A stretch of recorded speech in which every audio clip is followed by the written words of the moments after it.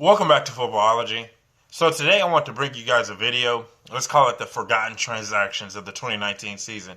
These are some transactions that have happened of players moving from one team to another that I feel like people are just completely sleeping on, and people have completely forgot about the implications and the impact that it can have on the season itself. So without further ado, let's definitely get into this one. First on my list is Justin Houston with the Indianapolis Colts. Now, with him going to the Indianapolis Colts, I feel like it was the best actual decision for him and the Colts. They could not generate a pass rush last year without sending blitzes and really trying to manufacture a pass rush of some sort to get after the quarterback. Now they have a guy like Justin Houston who can truly get after the quarterback on his own. I feel like he's still an elite pass rusher. I feel like he can still put up double-digit sacks. I'm talking about like 12, 13 plus. He's not that far removed in my personal, he's not that far removed from his 22 sack season, and he's coming off some injuries, and he's kind of banged up. But I feel like we're going to see a whole new Justin Houston this year that we haven't seen in the last couple of years. So I'm really excited for him and his opportunity in Indianapolis and what he's going to do for that Indianapolis Colts, especially with that fast and furious linebacking core that they have in place. It is going to be nasty and crazy what he's going to be able to do. Him and Jabbar Sheard, I would not be surprised if they combine. Just between those two, I wouldn't be surprised if they would combine somewhere around, I would say 30 plus sacks, because I feel like they both can they can both feed off each other. But I feel like they can both feed off each other and what they're actually capable of doing after getting after the quarterback and impacting the game on so many levels. Next on my list is Jason Verrett with the San Francisco 49ers.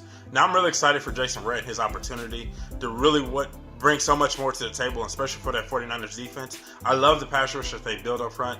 I'm a big fan of pass rush, don't get me wrong, but I feel like they kind of put too much money into it. But having a guy in the back end like Jason Verrett is definitely going to help out everybody. I think his coverage ability is definitely underrated, honestly, and what he brings to the table with his size and stature. He can take away slot receivers. He can take away big guys with his athleticism and speed. I think he's truly a number one corner, and with that pass rush up front, it's just going to be even more dangerous for the 49ers and his defense. As long as this man can stay healthy, he's definitely a top 5 corner. Now I have Sheldon Richardson. Now when it comes to Sheldon Richardson, I really feel like he was a forgotten transaction just because of the Odell trade and all the other pieces that the Cleveland Browns have brought in this year. But realistically, when you look at Sheldon Richardson, what he's going to bring to the table to a Cleveland defense that didn't need help already, like, let's be honest, but he's going to bring that interior pass rush and that interior monster that they're really missing.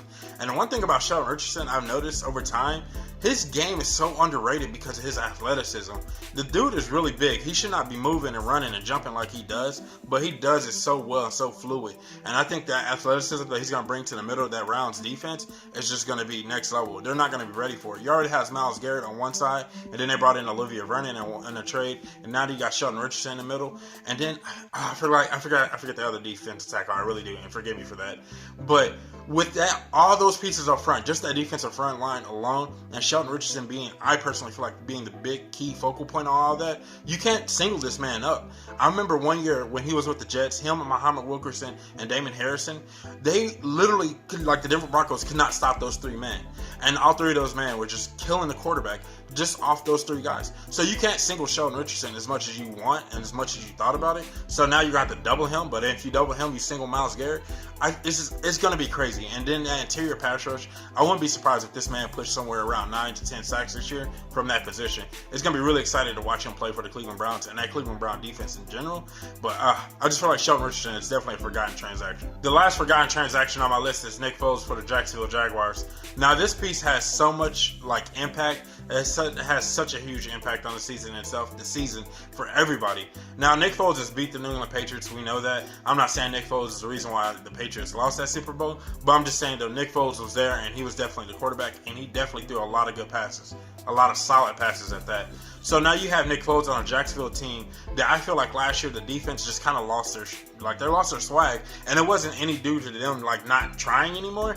I think they just literally gave up on the season. I guess that's them not trying, but they literally gave up on the season because of a guy like Blake Bortles. If you know your quarterback's gonna go out there and throw a pick, or at least put you on the 20-yard line, and you have no chance to defend, you it happened here in Kansas City before. When your defense just feels that offense is not gonna click, it's gonna really hurt you. Now Nick Foles has gone on record, or a lot of people have gone on record and saying Nick Foles is a great team guy. He's definitely going to boost everybody's morale around him. So you telling me a defense that's still fully intact, in my personal opinion, outside of Telvin Smith, but a defense that's for the most part still fully intact, is going to have their swag back? And that defense, like, people forget, Jacksonville is a top 5 defense with the pieces that they have in place. And then they added a guy like Josh Allen, who's going off this offseason. Like, this dude was going off in the preseason. It was wild. So now they have all these defensive pieces still in place. You have a quarterback in place that you feel like is going to give you a chance to win ball games. So now if you're the Jacksonville defense, we got our swag back. We're going to go out here and make plays. So this Nick Foles transaction not only does it impact the Jacksonville offense, it impacts the Jacksonville's defense. And then now if you take this Jacksonville team and you pin it up against any other AFC opponent, I think people are forgetting that how good Jacksonville can really be this year if Nick Foles can play up to his potential. And he just has to play a little bit better than Blake Bortles, just a little bit better. And if he does that, it's going to help this team out so much more. And this team could truly be a Super Bowl contender. So that's all I had for you guys in this video. I really hope you guys enjoyed this video of my forgotten transactions. Let me know what you think in the comment section below. Is there a transaction I forgot that you feel like there's going to have an even bigger impact on the season or for your respective team? Definitely let me know what you think in the comment section below. And if you're not a footballologist yet, go and subscribe to the YouTube channel today and become a footballologist. Stay safe, football fans.